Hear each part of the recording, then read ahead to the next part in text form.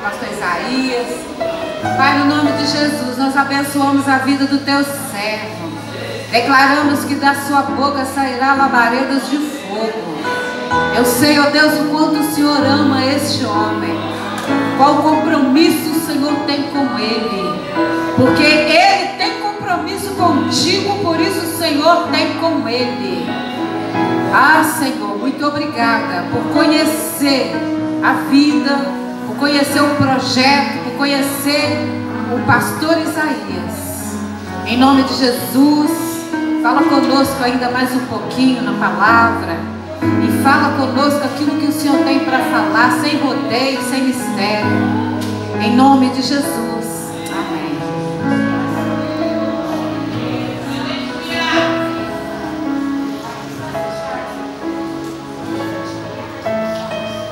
Amém. Irmãos, nessa pandemia eu não consegui ficar parado, ficar dentro de casa. E durante essa pandemia nós socorremos 260 famílias, um total de 330 cestas básicas. Teve lugares que nós fizemos cultos e abençoamos também essas famílias. E tem um projeto Bahia, né, que é realizado de 2 a 3 vezes ao ano. No mês de dezembro a gente leva roupa, calçado, brinquedo, cesta básica. A gente pega as famílias ali de Teixeira de Freitas, aí Itamaraju, dos dois lados da BR, e povoado de Limeira e outros povoados dentro da Bahia. A gente tem feito esse trabalho. E eu quero agradecer ao pastor Rogério. Ele adotou 10 famílias, me ajudou adotando 10 famílias nessa pandemia. A irmã Rízia também ajudou muito nessa pandemia. A irmã Flávia Munhão, a irmã Juliana, não sei o sobrenome dela agora, não sei se ela está aqui, mas também ajudou muito. E é um trabalho, o que a pastora ela diz, é muito difícil, irmãos. Às vezes é postados vídeos, mas não é para curtida, não é para comentários, principalmente maldosos, mas tem pessoas, a maioria diz assim, o que dá com a mão direita e esquerda não vê. Para quem está fazendo para o seu próprio bolso, realmente ninguém precisa saber. Mas para quem faz um trabalho de missões, com doações dos outros, às vezes os vídeos são colocados lá, não para mostrar a miséria alheia, mas para mostrar para aquele que doou, que a doação dele está sendo entregue. Para mostrar para aquele que ofertou, que a oferta dele está sendo usada em favor da obra. E para tentar conseguir outras pessoas, para poder estar adotando mais famílias. Eu já vou começar a pregar. Eu estava muito preocupado, estou indo agora na segunda semana de outubro, o estado da Bahia. Eu não estava tendo doação nenhuma, a maioria das doações caíram. E fui orar a Deus, pedir direção a Deus. Orei a Deus. Horas depois uma pessoa me liga e disse: pastor, uma pessoa vai te ligar e vai estar sendo feita a doação de 1,5 toneladas de arroz para você levar para o estado da Bahia, para o projeto Bahia. E a pessoa realmente ligou, conversei com ela. Só que passou dias depois, irmãos, e eu pensei que a pessoa tinha esquecido, eu tinha mandado a doação para outra. Principalmente porque teve lugar aí que arroz, diz que em Santa Teresa o arroz chegou a R$40. Tem lugar aí que o arroz ficou muito caro. Arroz virou ouro, né? Nem se fala mais de coronavírus, só fala em arroz agora. Graças a Deus por isso. Mas enfim, irmãos, tomei o meu café de manhã conversando com minha esposa, falando, será que a moça esqueceu? E daqui a pouco o telefone tocou, era ela. E ela disse assim: pastor Isaías, a doação está liberada, eu só tenho como arrumar um caminhão para vir buscar. Vai ser agora. É 2,5 toneladas, pastor, de arroz. Glória a Deus. Oh, glórias.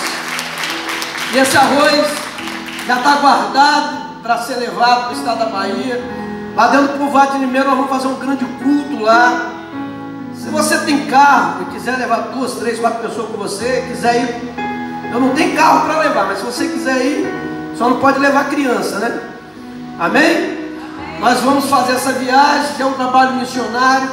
Há 14 anos eu faço esse trabalho, e é um trabalho que tem frutificado. Lá dentro do povoado de Limeira, eu já falei aqui de outras vezes, um moço que era pai de santo da cidade se converteu, a família dele se converteu, 90% do povo que está no povoado se converteram, botou fogo no centro de Macumba para ninguém bater pemba lá mais. Amém? Então pode dizer que hoje é um povoado cristão. Glória a Deus. Irmãos, ela não sabia, ela falou aqui de multidões, né?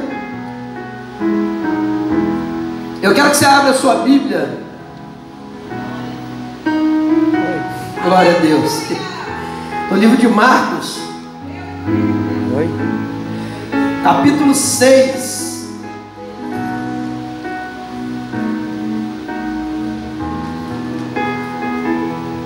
Meu óculos está ruim, pegou da esposa. Nós temos a mesma visão. Amém? E ela não pôde estar aqui comigo, irmãos. De vez em quando eu faço uma declaração de amor lá no Facebook para ela, porque eu amo ela de paixão, irmão. É minha companheira, é minha amiga. E ela só não sai comigo quando pode mesmo. Mas nessa pandemia aí a gente estava entrando na... Irmãos, eu entrei em cada lugar que tem crente que não vai não, tá? Mas ela sempre ali do meu lado. Esse projeto Bahia sempre do meu lado. Você achou aí, Marcos? Marcos, capítulo 6, versículo 48. E vendo que se afagavam a remar, porque o vento era-lhe ao contrário. Perto da 4ª vigília da noite, aproximou-se deles andando sobre o mar e queria passar adiante deles. Pai, a voz é minha, a palavra é tua, mas a tua palavra também é semente, e que cada coração possa estar como uma terra fértil, esperando essa semente para frutificar. E eu abençoo a cada vida através da tua palavra nesta tarde, no nome de Jesus. Irmãos, não vou sair do tema, que é derrubando as muralhas. Jesus, ele tinha uma preocupação muito grande com a multidão, com os seus discípulos, com os enfermos, com os endemoniados, com aquele que é pai, com aquele que é mãe. Nós vemos que ele ressuscita a filha de Jairo. Nós vemos lá em Lucas 7,13, ele ressuscita o filho da viúva de Naim. Mas nesse capítulo 5 e capítulo 6 de Marcos, eu vejo Jesus, ele preocupado com os discípulos. Jesus era 100% homem, 100% Deus, mas ele sabia que os discípulos estavam já fatigados, estavam cansados. E nós, como seres humanos, você se cansa tanto no físico, como também espiritualmente. Nós olhamos para trás, a maioria de nós, talvez éramos mais avivados, nós orávamos mais, buscávamos mais a presença de Deus. Aí o tempo vai passando, não é que você vai se acostumando. As lutas, as aflições, os problemas, as tempestades, acabam muitas das vezes afligindo, né, a cada um, porque somos seres humanos. E Deus, ele conhece e sabe até onde vai o nosso limite. Jesus, ele queria sair num lugar à parte. Ele queria sair dos povoados da cidade. Ele queria sair um lugar à parte e estar ali somente com os seus discípulos e mais ninguém. Porque onde Jesus ia, multidões iam atrás dele. E quando ele sai para um lugar à parte, a Bíblia diz que quando eles estão lá para descansar, e nós estavam lá para descansar, para tentar fugir de tudo aquilo que estava afligindo fisicamente e espiritualmente. quer aqui, às vezes num feriado, no final de semana, durante a semana você tem um dia estressante, mas quando você tem uma oportunidade de sair para uma pousada, ou ir, para o interior, quando você sai para um lugar para descansar, é uma outra coisa. É verdade ou não é? Sim. É maravilhoso para aquele que tem condição de ficar lá um sábado, um domingo, um feriado em uma pousada. Você sai para relaxar, relaxa sua mente, relaxa sua alma. E Jesus estando ali com os discípulos, a primeira coisa, vendo Jesus a multidão. Então, onde Jesus ele está, a multidão descobre, irmãos. Aonde Jesus está, a multidão vai querer estar lá também. Por que você está aqui nesta tarde? Você não vê Jesus, mas você sabe, tem certeza que Ele está aqui. E Ele fez uma promessa, não só na tarde da vitória, não só na segunda, mas na terça, na quarta, na quinta, na sexta, no sábado, no domingo, todos os meses do ano, todos os anos que se passa, porque Ele prometeu: estarei convosco todos os dias. E não só aqui na terra, mas também na eternidade. Estarei convosco todos os dias, até a consumação do século. Jesus ele vê a multidão. Uma das primeiras muralhas que eu vejo aqui, chamada de dificuldade.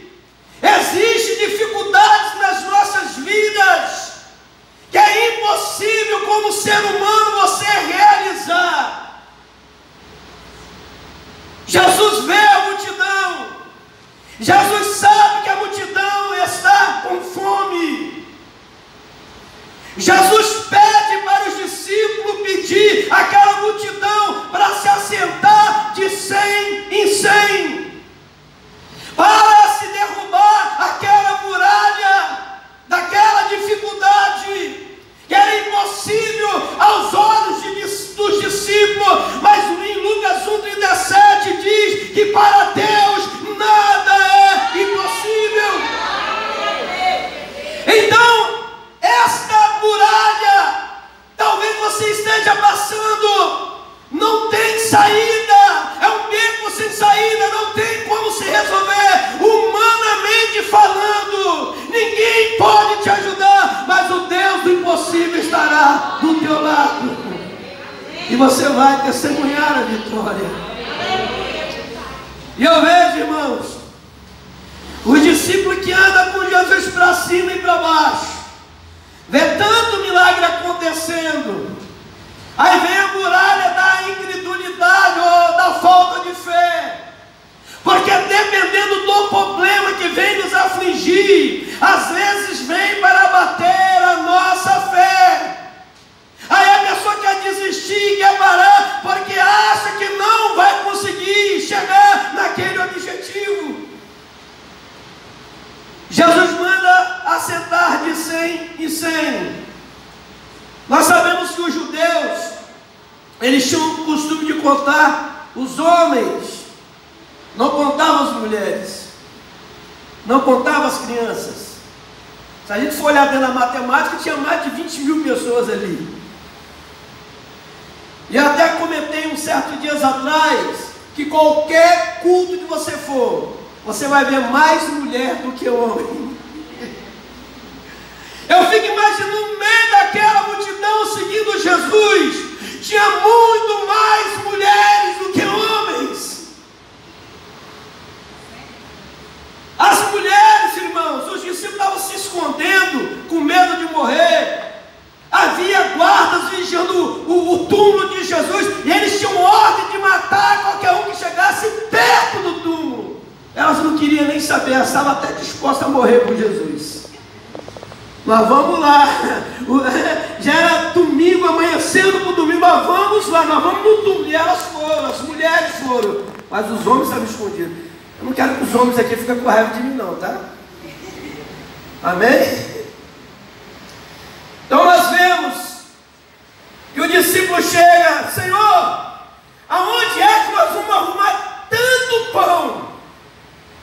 As aldeias, os povoados eram longes, para dispensar aquelas pessoas com fome.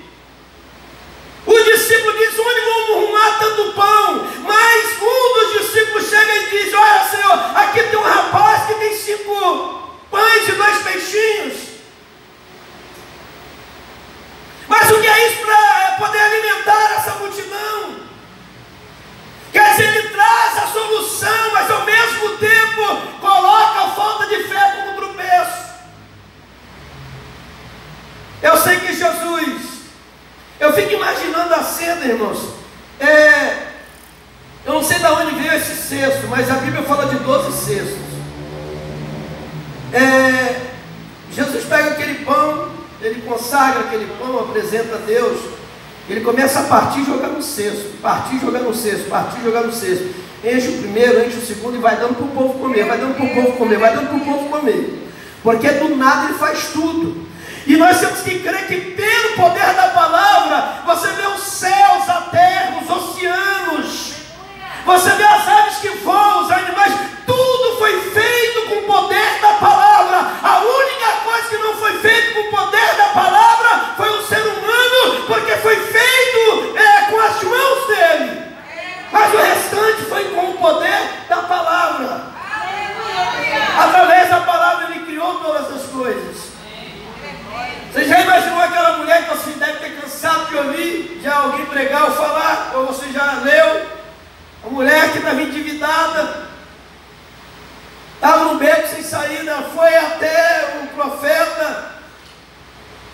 O marido também tinha sido profeta, e ela foi até o profeta, abriu o coração para o profeta, e ela declarou que não tinha nada a não ser um pouquinho de azeite na botija.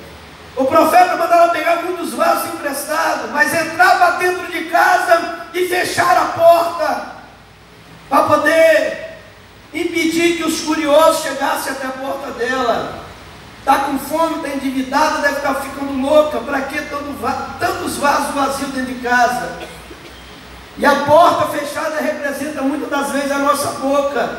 Tem coisa que você vai ouvir que na tarde da bênção que não é para você abrir a boca nem dentro da sua casa.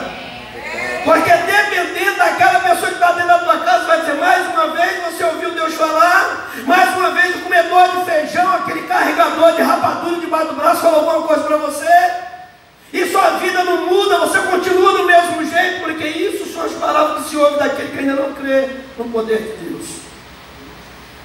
Aí só abrimos a porta quando o milagre já está concretizado. E você vê que ela não correu até os vizinhos, ela foi até aquele que proveu, Deus proveu através da vida dele, aquele milagre foi até ele. Ele diz: vende o azeite, paga as suas dívidas e viva daquilo que lhe sobrar. Mas o que me chama a atenção é aquela mulher pegando aquela botijinha de azeite. Ela vira no primeiro vaso e vai tornando e tornando e tornando e tornando. Enche o primeiro, enche o segundo, enche o terceiro. Meu filho traz mais um vaso para a mamãe. Olha, mamãe, acabou os vasos. Acabou os vasos, o azeite da botija também parou. Mas enquanto tinha vaso vazio, do nada Deus fazia azeite sair daquela botija. Foi do nada Deus fez o milagre acontecer na vida daquela mulher. E do nada Jesus também multiplicou os pães, multiplicou os peixes. E para aquele que de coração ofertou aquilo que levou para o seu próprio mantimento, ele recebeu de Jesus 12 cestos de pães cheios, porque o povo comeu de se fartar e não aguentava comer mais pão. O que ele fez com 12 cestos eu não sei, mas olha o que Deus fez na vida daquele povo, na vida daquele homem. Então Jesus, ele multiplica os pães, ele alimenta a multidão. Certamente cada um que esteve ali com ele não saiu de mãos vazias. Jesus abençoou tanto no físico como também no espiritual. E o que me chama a atenção é que mais à frente existe das nossas vidas um pedido de Deus ou uma ordem de Deus. Pedido de Deus é uma coisa, ordem de Deus é outra coisa. Quando alguém te pede alguma coisa, você faz se você quiser. Mas quando você recebe uma ordem, é diferente. Querendo ou não, principalmente se a ordem vem de Deus. E Jesus dá uma ordem para ele. Jesus não pediu, ele deu uma ordem. Entra dentro do barco e atravessa o mar. Eles entraram dentro do barco para atravessar o mar. E Jesus vai ao monte orar. Esses homens remaram de 6 a 9 horas. Eu já fui pescar de barco de remo. E já dei o azar de pegar um vento ao contrário. Você rema, rema, rema, e você não sai do lugar. E se você parar de remar, você vai voltar lá atrás e vai ter que começar tudo de novo.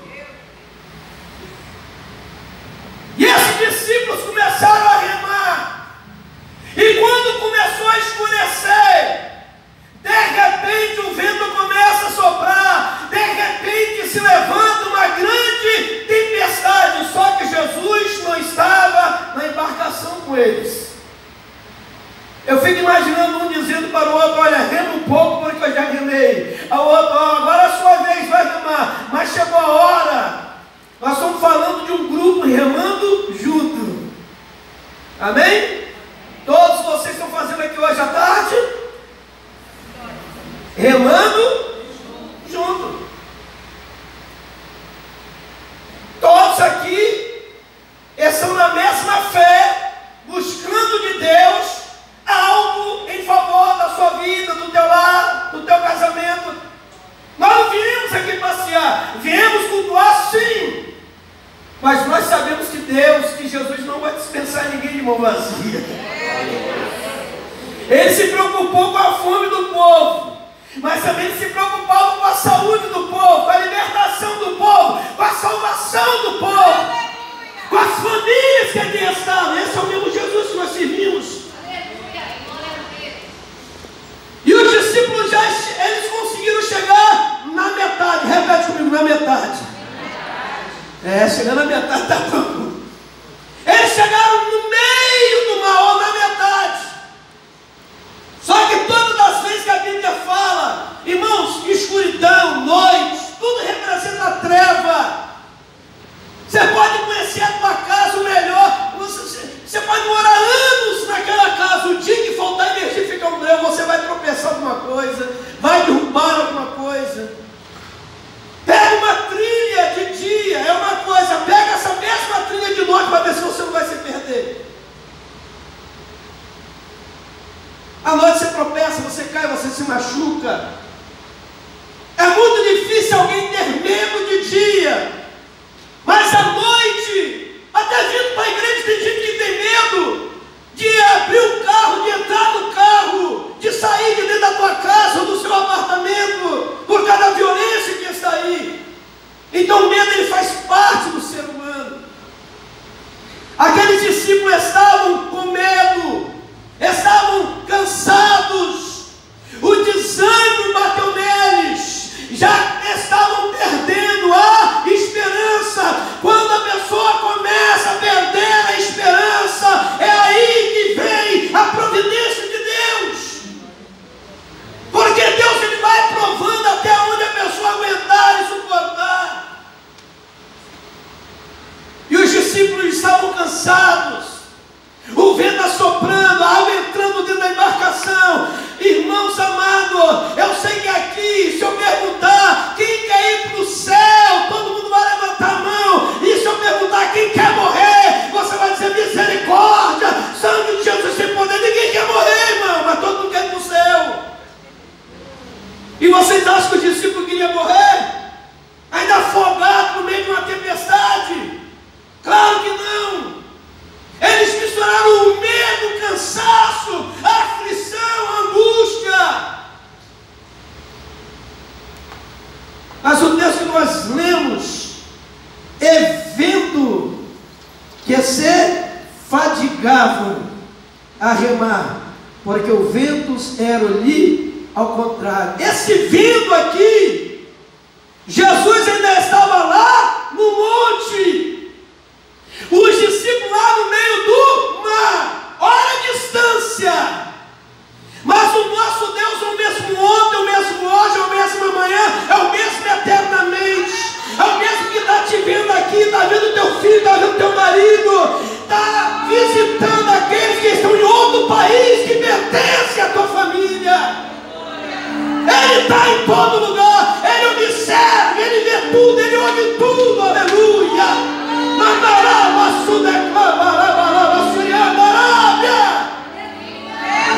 É glória.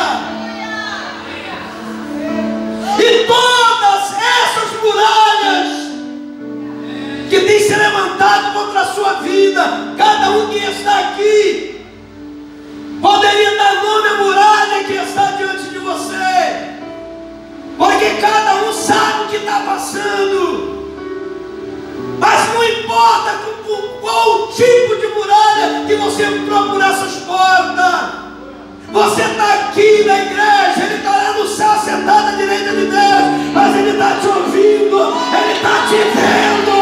Essa tempestade vai passar, esse vento vai parar, Ele vai chegar, Ele vai entrar na tua embarcação, você vai atravessar o mar e você vai chegar ao porto desejado, aleluia. Mas é necessário obedecer, é necessário estar debaixo da ordem dEle. O que foi feito aqui hoje, eu conheço pastores que, se tivesse aqui, reprovava o que a pastora fez, botar a igreja para marchar.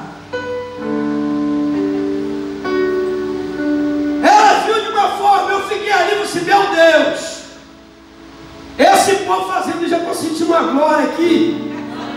Já pensou na época de Josué, mulher, criança, velho, todo mundo marchando, e trombeta tocando. É recebendo a ordem de Deus, isso é ordem de Deus, é marchar, a muralha vai cair, e muralha já caiu aqui nessa tarde. A glória, muralha já caiu aqui nessa tarde. Fica de pé você, mano. Você.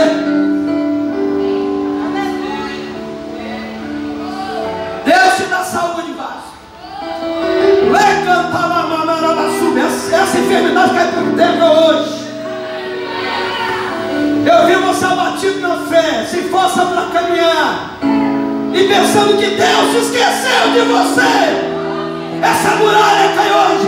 Deus está abrindo porta, você vai escolher a porta que você vai entrar. Ele é o Jeová Jireh, Ele é o Deus provedor, Ele vai te abençoar.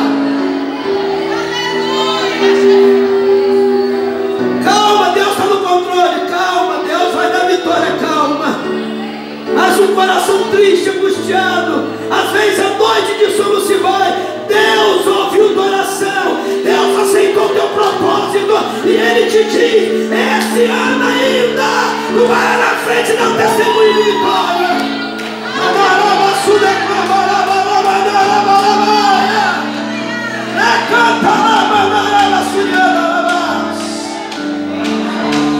Oh glória! Ele viu a multidão, o mesmo Jesus que viu a multidão é o mesmo que viu aquela mulher. A Bíblia diz, nós já citamos aqui Lucas 7:13, e vendo-a, de uma multidão saindo da cidade, outra multidão chegando com Jesus. A multidão que saía da cidade sabia quem era a viúva, a que vinha com Jesus não sabia, mas Jesus botou os olhos nela. A Bíblia diz: e vendo-a, teve íntima compaixão por ela. E Ele diz para você: não chores. Ele disse para ela: não chores. Ele diz para você: não chores. Ele diz para ela: não chores. Aleluia. Ele não devolveu seu filho para aquela mulher, Ele devolveu o neto, o bisneto, o tataraneto, a geração que ia ser enterrada, Jesus não permitiu, devolveu para a mulher a geração que iria vir após o filho, a geração que virá após tua vida, após teus filhos, serão geração de vitória. Eu decreto isso e profetizo no nome de Jesus. Glórias. Aleluia.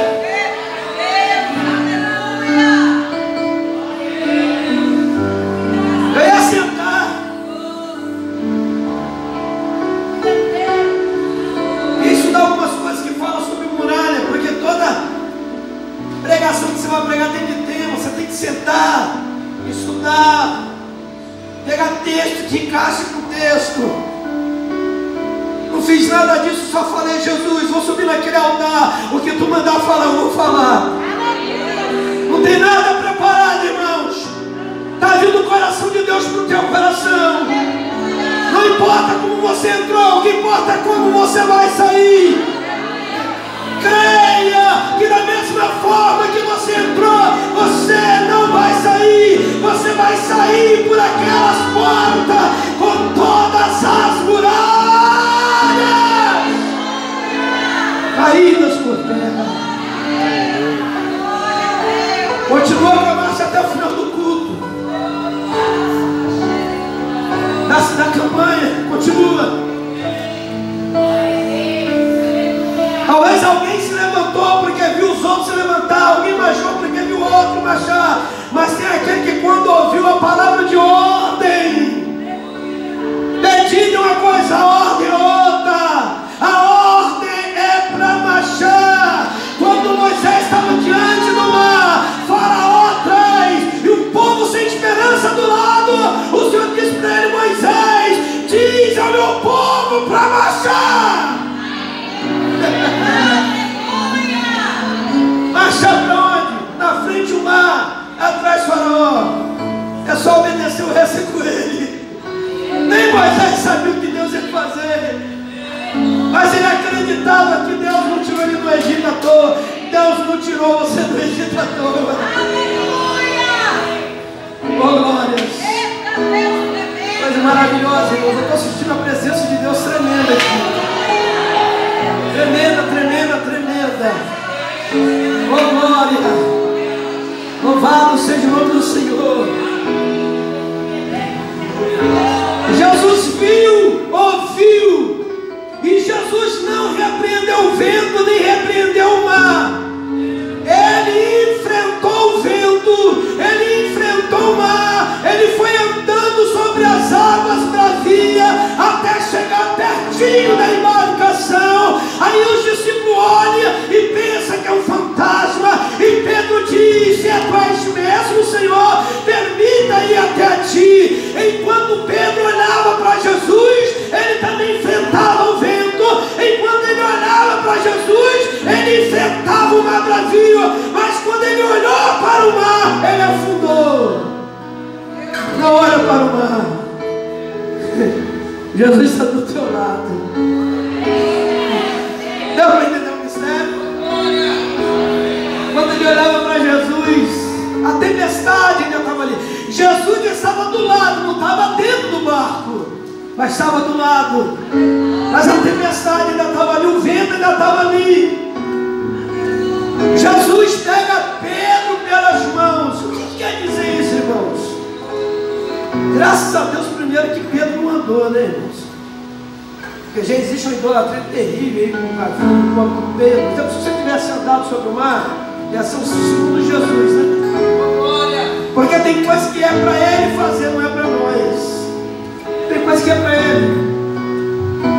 Quando ele entra dentro da embarcação, ele dá uma ordem. Eu queria ver qualquer um de nós